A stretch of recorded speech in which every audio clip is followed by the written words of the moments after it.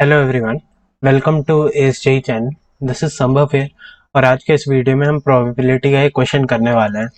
This question was asked in JEE advance 2011 and it is a paragraph type question. It is a very interesting question, a very simple question as well. तो अगर आपने इस question को कर लिया तो आपको काफ़ी अंडरस्टैंडिंग हो जाएगी कि प्रोबेबिलिटी के क्वेश्चंस को, खास करके उन क्वेश्चंस को जिनमें कन्फ्यूजन अराइज होता है बच्चों के माइंड में, वो कैसे डील करना है। ठीक है, तो मैं हूँ संभव, जैसा आप सभी को बताया मैंने। तो आज के इस वीडियो में हम प्रोबेबिलिटी का क्वेश्चन करने वाले हैं। चलिए शुरू करते हैं। तो हमारे पास क्वेश्चन है कि let u1 and u2 be two urns. Urn माने एक मटका या पॉट ले लो, ठीक है, such that u1 contains 3 white and 2 red balls. तो what I can do is I can make earn 1. This is an earn 1 and I'll take earn 2. So earn 1 contains 3 white and 2 red balls, तो red को मैं red से right करूंगा, and earn 2 contains 1 white ball. ठीक है, so ये this is 3 white and 2 red ball and earn 2 contains only 1 white ball. So now what is happening is that a fair coin is toss. So toss होता है, तो toss से तो हमें पता ही है कि head आएगा या tail आएगा। if head appears if head appears then one ball is drawn at u from u1.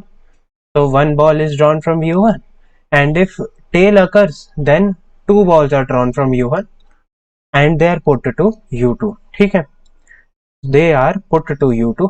So these balls are put to u2 and this is also put to u2.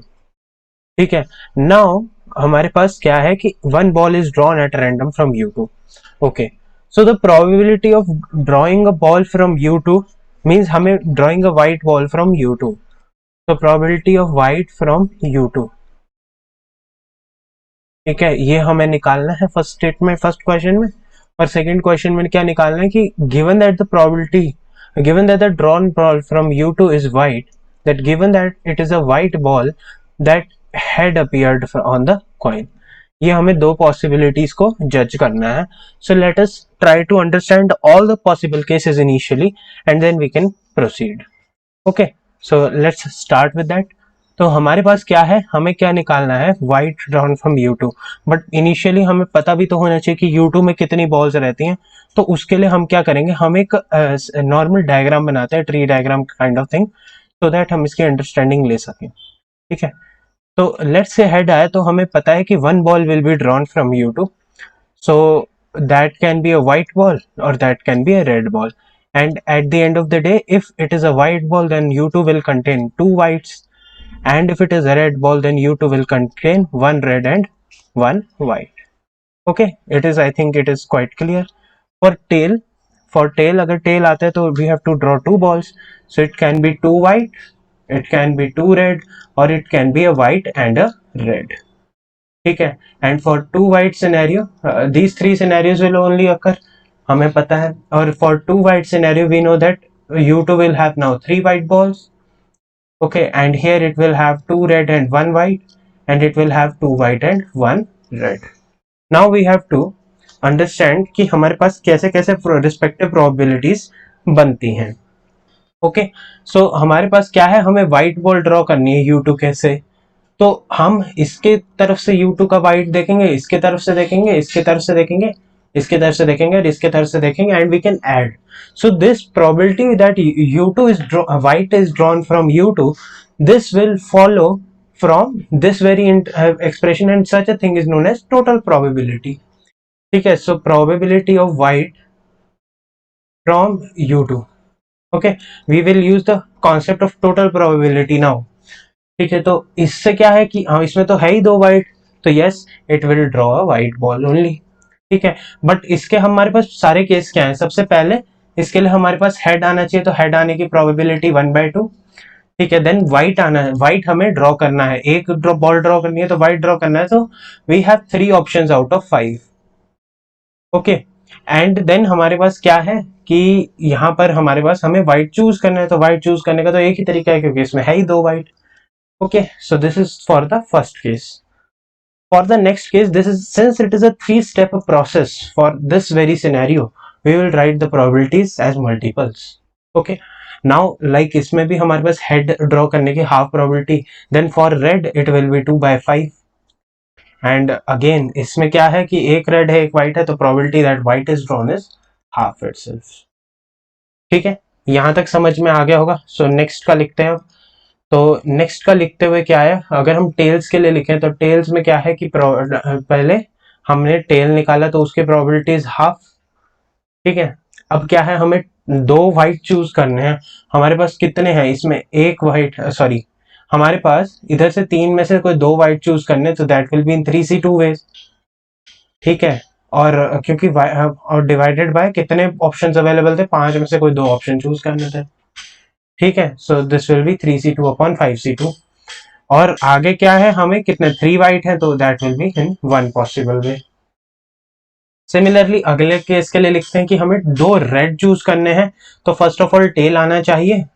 And then हमारे पास क्या possibility है, first tell आ जाए, फिर two red out of two red, so 2C2 that is one way. I'll write it 2C2 just for the clarity upon 5C2, or then a white is drawn, a white ball is drawn, that is 1/3 of course. Okay, इधर तो 3/3 है ना, तो इधर 1/3 हो गया। And for the last case, I can write the last case in yellow again. Yes, so for the last case हमारे पास क्या है, tail, then a white and a red. So we have one white 3C1 and one red 2C1 upon 5C2 into what, into this we have two whites out of three. इसको solve करना है तो हमारा answer आएगा। तो चलो इसको solve करते हैं। तो पहले से आएगा हमारे पास ये वाला चीज होगा, I can write it in blue only. So this is 3/10। What is this, this is 1/10। What is this, it is 3 into 2 upon 5 into 2, sorry 3 into 2 upon 5 into 4. So this is 3, this is 3, 3 upon 5 into 4, that is 3 upon 20. Now what is this, this is 1 upon 5 into 4/2, so this आ गया 1 upon 60 आ जाएगा यहाँ से। okay, this is 1 upon 60. now this is 3 into 2 6, 3 into 2 6 cancels out, so 2 upon 5C2, तो 2 upon 10, यहाँ से 2 upon 10 आ जाएगा। okay, so this is 10 ना, 10 into 3 30, 1 30 into 2 60, हाँ सही है। तो we have to add all these numbers, so it is 3 upon 10 plus 1 upon 10 plus 2 upon 10, तो कितना हो गया 6 upon 10, so it is 6 upon 10 plus 3 upon 10 2 upon 10 6 upon 10 3 upon 20 and 1 upon 60, 3 upon 20 plus 1 upon 60। तो हम क्या कर लेते हैं, हम 60 कर लेते हैं इधर, तो यहाँ आ जाएगा 6 6 36 9 and 1, so this is 46/60। So 46/60, that is 23/30. Yes, B option matches. So B option was the correct answer. तो ये तो समझ आ गया होगा। तो what was the concept that was involved? So the concept of total probability, कि probability हमारे पास कैसे generate हो रही है, this was involved in this problem. ठीक है, I hope ये तो समझ आ गया होगा फर्स्ट प्रॉब्लम की कैसे करना है। तो हमें व्हाइट की प्रोबेबिलिटी अब पता है कि व्हाइट ड्रॉ हो रहा है, तो व्हाइट ड्रॉ होने की probability I am sure that it is 23/30. Now let us come to the second problem. So that probability of head, given that white has already occurred from U2. So this is actually, what is this scenario? So this is scenario that probability of head that white has occurred from U2 upon probability of white occurring. So this is probability of white occurring, ये हमने निकाल लिया था, this is total probability actually. So this we started in the, with this we solved in the previous question. So now we have to check for the cases where head is occurring in this scenario. Okay, so probability that head has occurred in this scenario, we are going to check about it. So these cases हमें consider करने पड़ेंगे and we can take the sum of these. आपको ये बात तो समझ आती होगी कि since हमें head occurrence देखनी है, ठीक है, तो बेसिकली टोटल प्रोबेबिलिटी में हमारे पास सारे केसेस आ गए। ठीक है, और जो हेड अकरिंग के केसेस थे, यहाँ पर जो है हेड अकरेंस के केसेस थे, उनको हमें कंसीडर करना है। तो that is the fundamental of Bayes theorem, this arise from Bayes theorem. ठीक है, कि हमारे पास हेड आया तो उसकी क्या प्रोबेबिलिटी बनती है. This is the fundamental for base theorem. तो आप इसको इसके बेसिस पे कर सकते हैं. तो let me do it for you guys कि हेड आने के लिए क्या क्या पॉसिबिलिटीज. अच्छा ठीक है, हेड, फिर हमें पास वाइट अगर हम चूज करें तो हमारे पास probability of that is 1 of course. ठीक है, क्योंकि इसमें हो जाएंगे 2 वाइट्स. ठीक है, और अगर हम यहाँ पर रेड ले लें तो हमारे पास कितनी पॉसिबिलिटीज हैं, 1 रेड 1 वाइट. तो 1 रेड 1 वाइट से ये 2 पॉसिबिलिटीज बन जाती हैं. ओह सॉरी, 1 रेड 1 वाइट से what I am saying 2 possibilities क्यों बनेंगी, इसकी प्रोबेबिलिटी 1 है. तो अगर यहाँ से अपन रेड चूज करें, ठीक है, तो यहाँ से रेड चूज करना है तो रेड से रेड 1 वाइट, तो ये वाला केस बनता है ना. सो बेसिकली कुछ भी नहीं करना है. अब हमारे हमारे पास वैसे प्रोबेबिलिटीज मेंशन्ड है, ठीक है, क्योंकि हमने सीक्वेंस में लिखा है तो हमें इन्हीं को यूज करना है. कि हमें पता है कि इस वाले सिनेरियो की probability was 3/10 and for this one the probability was, यहाँ पे 1/2 आएगा, and overall this probability was 1/10. So what we are supposed to do, we have to find this head occurrence. So these are the sum of all head occurrences, 3/10 plus 1/10. And what is the possibility, what are the possible number of cases? So for the probability of any case to occur, it will be 23/30. Okay, so this is 23/30. So this is 3 upon 10 upon 23/30. Okay, so what does this become?